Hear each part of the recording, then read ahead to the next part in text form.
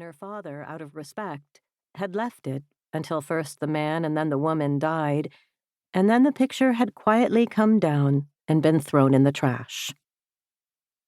The building, which her father also owned, was 120 years old, and it always housed some version of the store.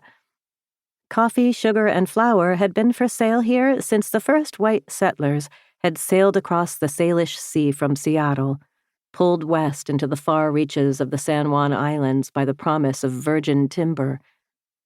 With a breathtaking disregard for the native people, the logger barons built a bunkhouse, and then a saloon, and then Anita's store. Not much had changed.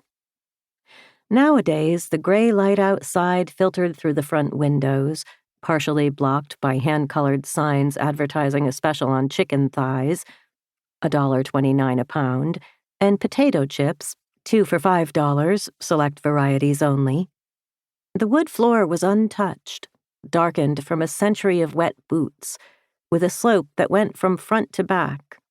Gaps had opened between the boards wide enough to jam in a nickel, which children sometimes did.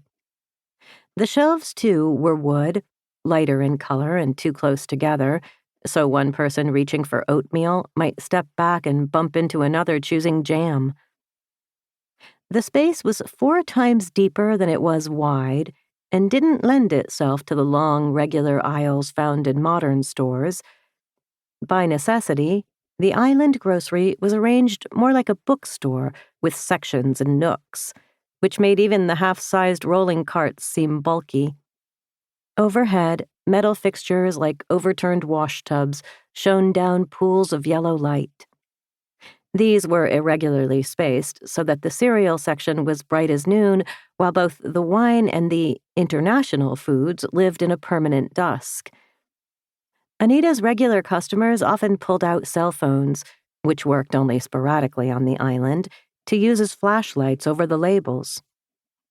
Refrigeration had been installed, but not air conditioning. She did not carry 15 kinds of flavored mayonnaise or whole pomegranates because people did not really want to buy those things. Not in Eby's End, not at the island grocery. And if Anita knew anything, it was what her customers wanted. She had started sweeping the floors after school when she was 6. Her father paid her in quarters, which she used to buy candy from the bulk bins at half off, her unofficial employee discount. She'd moved on to stocking shelves and then working the cash register once she could see over the top of it. That was when she learned the secret of the grocery business, the truth of its bloody beating heart. People shopped how they lived.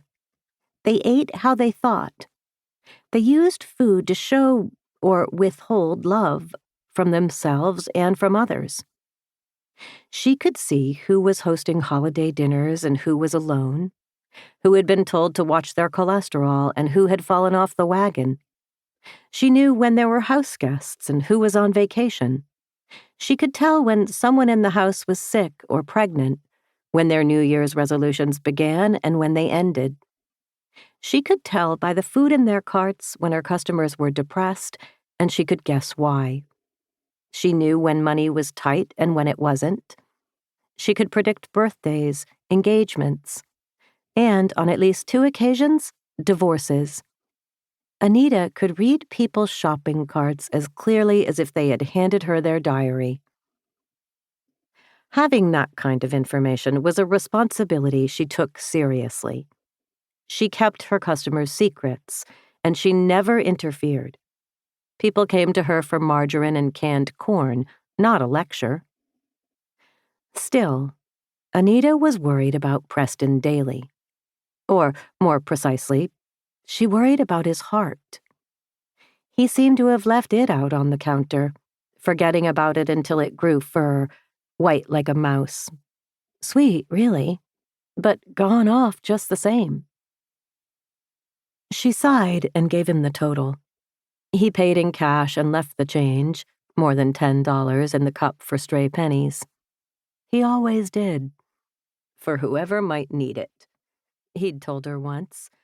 and she'd been careful to use it that way since. To keep listening to this audiobook, I've left you a link in the description so you can do it at no cost thanks to Audible's 30-day free trial.